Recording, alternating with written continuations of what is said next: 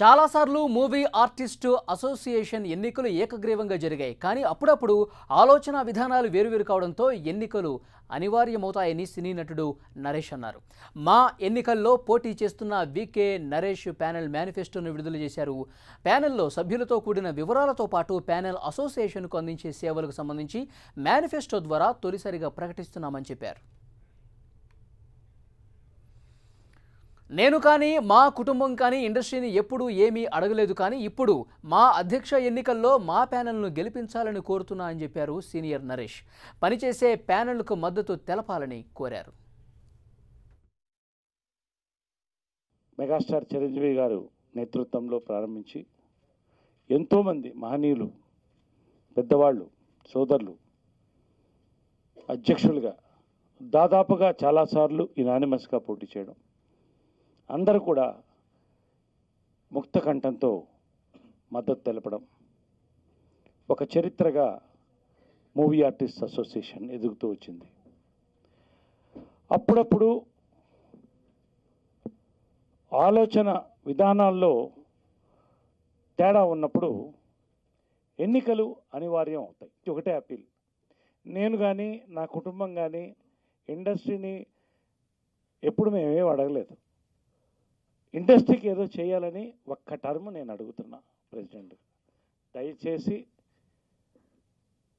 మా అమ్మ కోరిక, నా కోరిక, మా అందరి కోరిక, మీ అందరూ నన్ను అధ్యక్షుడితో ఎన్నుకుతో పాటు మా ప్యానెల్ను మొత్తం ఎన్నుకుంటే ఒక మంచి ప్యానెల్. నేను వేరే ప్యానెల్ని నేను విమర్శించడం లేదు. మూవీ ఆర్టిస్ట్ అసోసియేషన్ నన్ను ఎప్పటి నుంచో ఎన్నికల్లో పోటీ చేయమన్నప్పుడు నేను తిరస్కరించానని హీరో రాజశేఖర్ అన్నారు. ఎగ్జిక్యూటివ్ వైస్ ప్రెసిడెంట్గా పోటీ చేయాలని నరేష్ నన్ను అడిగారు.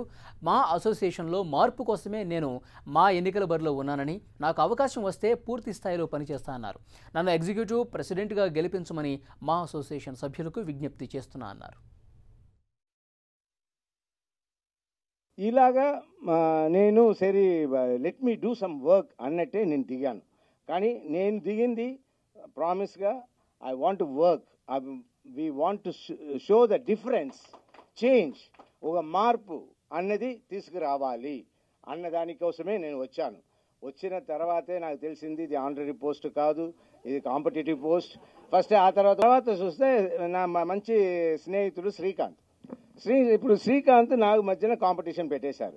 నేను ఫస్ట్ ఇది తెలియగానే నేను వెనక్కి వెళ్ళిపోతాను, నరేష్ వద్దు, ఐ విత్డ్రా మై సెల్ఫ్ అంటే నరేష్ బాధపడిపోయాడు. ఎక్కడ వదిలేము. సో పని ఇంటికి వెళ్ళిన తర్వాత ఇంకా పైగా సోగం లేదు, ఇంకా పైగా నా పనియే, ఇంకా నేను ఫుల్గా పనిచేస్తాను. డే అండ్ నైట్ మన ఇండస్ట్రీ పని ఏ పని అయినా ముందుకు వచ్చి చేసి మన అందరికీ మనం కూడా మిగిలిన ఇండస్ట్రీస్, తమిళ్లో ఉన్న ఇండస్ట్రీస్, మలయాళం అండ్ బాంబే ఇండస్ట్రీకి ఈక్వల్గా మన మూవీ ఆర్టిస్ట్ అసోసియేషన్ తీసుకొస్తామని మీ అందరి ముందు చెప్పుకుంటాను. మా అసోసియేషన్ ఉంటే ఉనికి లేకుండా ఉంది కాబట్టే మేము ఈ ఎన్నికల్లో పోటీ చేస్తున్నామన్నారు జీవిత రాజశేఖర్. ఎవరు గెలిచినా మా అసోసియేషన్ అభివృద్ధికి కృషి చేస్తామని నరేష్ మా అసోసియేషన్కు అనేక సేవలు అందించారు. అందుకే నరేష్ ప్యానెల్ను గెలిపించాలని కోరుతున్నానని చెప్పారు. యాక్చువల్గా నేను కానీ రాజశేఖర్ గారు కానీ దిగడానికి కారణం ఈ మూవీ ఆర్టిస్ట్ అసోసియేషన్ అనేది దాని ఉనికే తెలియకుండా ఉన్నదని నేను చాలా స్ట్రాంగ్గా ఫీల్ అయ్యాను గత 3-4 టర్మ్స్గా.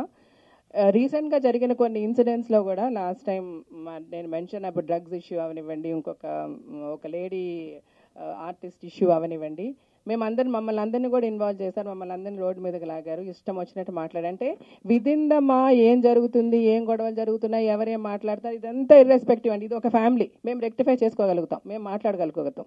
కానీ ఒక మూవీ ఆర్టిస్ట్ అంటే చాలా చీప్గా సొసైటీలో సినిమా వాళ్ళు అనే మాట్లాడే పరిస్థితి ఏర్పడింది. అది ఇక నుంచి జరగకూడదు. ఎందుకంటే మా నెక్స్ట్ జనరేషన్స్ వస్తున్నాయి.